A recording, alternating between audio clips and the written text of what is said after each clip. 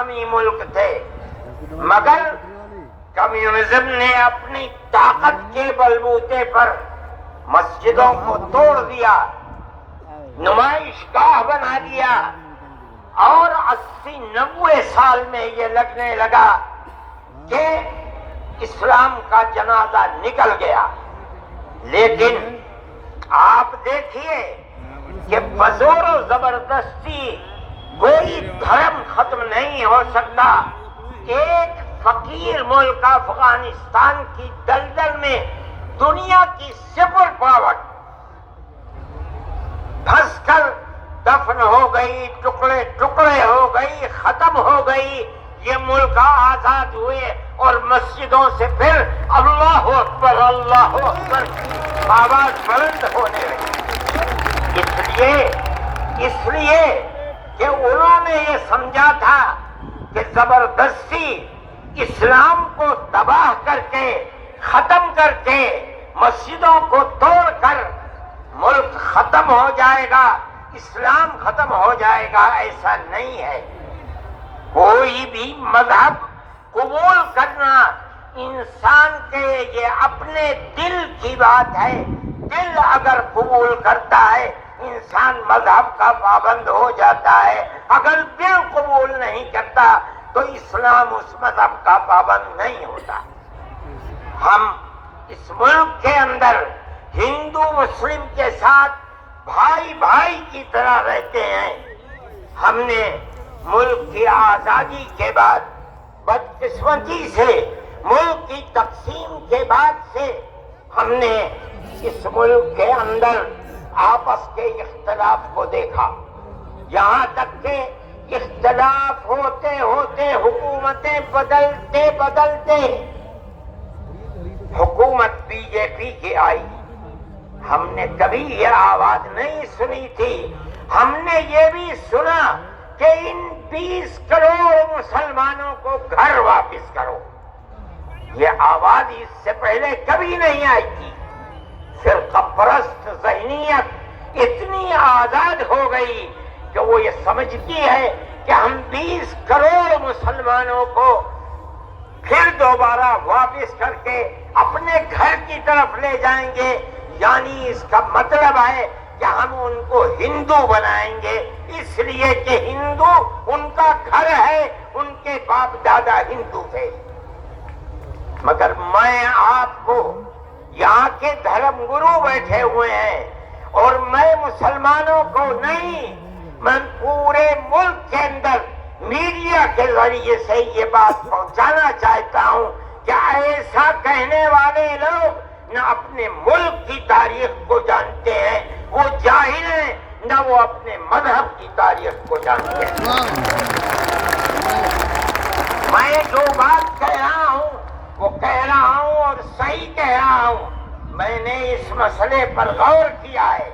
میں یہ کہتا ہوں مسلمانوں کو یہ بات سمجھنی چاہیے، اور یہ دھرم گرو بیٹھے ہیں ان کو بھی یہ بات سمجھنی چاہیے کہ جس طرح اللہ نے سب سے آخری نبی حضرت محمد صلی اللہ علیہ وسلم کو عرب کی سرزمین میں بھیجا ہے، اس کی حکمت ہے۔ وہ اگر چاہتا امریکہ میں بھیج دیتا، وہ اگر چاہتا ان کو افریقہ میں اتارتا، وہ اگر چاہتا سوئٹزرلینڈ میں اتارتا، وہ اگر چاہتا دنیا کے کسی ملک کے اندر اتارتا، لیکن اس کی حکمت کہ اس نے سب سے آخری نبی، نبیوں کے سردار کو اگر اتارا تو عرب کی سرزمین میں اتارا۔ بالکل اسی طرح مسلمان اور ساری دنیا سمجھے کہ بالکل اسی طرح نبی اول الزمان کو، حضرت آدم کو جو نبی تھے، سب سے پہلے ان کو بھارت کی دھرتی کے اندر اتارا۔ اگر وہ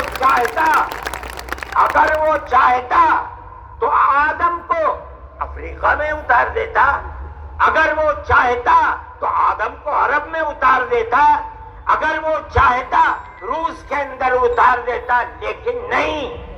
وہ بھی جانتے ہیں، ہم بھی جانتے ہیں، ہمارا عقیدہ ہے حدیث سے عقیدہ ہے کہ آدم کو دنیا میں اتارنے کے لیے اس بھارت کی دھرتی کا انتخاب کیا گیا۔ ان کے پاس کوئی آسمانی کتاب نہیں ہے۔ میں نے بڑے بڑے دھرم گروؤں سے پوچھا کہ آدم جو سب سے پہلا آدمی ہے آسمان سے اتارا، اللہ نے اتارا، وہ آدمی کس کی پوجا کرتا تھا؟ کوئی نہیں تھا۔ دنیا کے اندر تنہا ایک آدم تھا۔ اس آدم کو کہتے کیا ہو؟ لیکن چونکہ کوئی آسمانی کتاب نہیں ہے اس لیے لوگ مختلف باتیں کہتے تھے، لیکن بڑے بڑے دھرم گرو یہاں تک پہنچے، انہوں نے کہا کہ ہم اس کو منو کہتے ہیں۔ صحیح بات ہے، ہم آدم کہتے ہیں، یہ منو کہتے ہیں۔ ہم آدم کی اولاد کو آدمی کہتے ہیں، انگریزی بولنے والے ایڈم کہتے ہیں، فارسی اور عربی بولنے والے آدم کہتے ہیں، اور یہ اس کو منو کہتے ہیں جو اس بھارت کی دھرتی کے اوپر اترا۔ ہم آدم کی اولاد کو آدمی کہتے ہیں اور یہ منو کی اولاد کو منش کہتے ہیں۔ سوال یہ پیدا ہوتا ہے، میں نے بڑے بڑے دھرم گروؤں سے پوچھا، جب کوئی نہیں تھا، نہ شری رام تھے، نہ برہما تھے، نہ شیو تھے، جب کوئی نہیں تھا تو سوال پیدا ہوتا ہے کہ منو پوجتے کس کو تھے؟ کوئی کہتا ہے کہ شیو کو پوجتے تھے، لیکن ان کے پاس علم نہیں ہے۔ بہت کم لوگ یہ بتاتے ہیں کہ منو کچھ نہیں تھا دنیا میں، وہ اوم کو پوجتے تھے۔ میں نے کہا اوم کون ہے؟ بہت سے لوگوں نے کہا کہ وہ ایک ہوا ہے جن کا کوئی روپ نہیں ہے، کوئی رنگ نہیں ہے، وہ دنیا میں ہر جگہ ہے، ہوا ہر جگہ ہے۔ انہوں نے آسمان بنایا، انہوں نے زمین۔ میں نے کہا کہ ارے بابا، انہی کو تو ہم اللہ کہتے ہیں، انہی کو تو تم ایشور کہتے ہو، اسی کو تو ہم اللہ کہتے ہیں۔ فارسی بولنے والے خدا کہتے ہیں، انگریزی بولنے والے گاڈ کہتے ہیں۔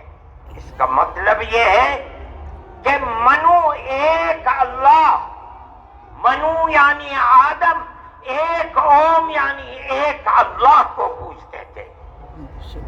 یہ ہمارے ملک کی تاریخ ہے، یہ دنیا کے دھرموں کی تاریخ ہے۔ کوئی ثابت نہیں کر سکتا کہ اوم یعنی آدم اللہ کو چھوڑ کر جس اللہ نے اپنے ہمارے عقیدے کے مطابق ان کو تو ان کے پتلے کو پہلے دھرتی کو پیدا کیا، دھرتی میں مٹی پیدا کی، اور جتنے رنگ اور جتنی طرح کی مٹی تھی سب مٹی میں سے تھوڑا تھوڑا لے کر اللہ نے یعنی اوم نے اپنے ہاتھ سے آدم یعنی منو کے پتلے کو بنایا۔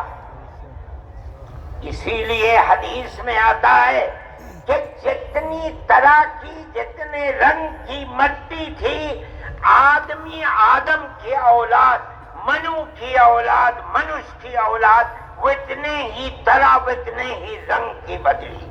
کوئی مٹی سخت ہے، آدمی کے دل کے اندر سختی ہے، کوئی مٹی نرم ہے، جیسی مٹی تھی ویسا ہی اثر آدم یعنی منو کی اولاد کے اندر پایا جاتا ہے۔ یہ ہمارے اس دھرم کی خصوصیت ہے۔ اس کا مطلب ہے کہ سب سے پہلے لا الہ الا اللہ کی آواز ہندوستان کی دھرتی پر اتری ہے، یہاں سے پیدا ہوئی ہے۔ سب سے پہلے منو نے اوم کی عبادت کی ہے۔ اوم ایک ہے، اللہ ہے، ایک ہے، اس کا کوئی شریک نہیں ہے۔ پھر یہ چیز چلتی رہی۔ یہ آدم اور اوم کا یہی عقیدہ تھا، ان سے غلطی ہو گئی۔ ہمارا قرآن کہتا ہے وہ پریشان تھے کہ میں اپنے اللہ سے یعنی اوم سے منہ سے جو غلطی ہوئی ہے اپنے قوم اور اپنے اللہ سے معاف کیسے کرا؟ قرآن کہتا ہے اللہ نے ان کے دل کے اندر ڈالا فتلقى آدم من ربه کلمات فتاب علیہ. وہ بات کیا تھی؟ قرآن کہتا ہے ربنا ظلمنا انفسنا وإن لم تغفر لنا وترحمنا لنكونن من الخاسرين.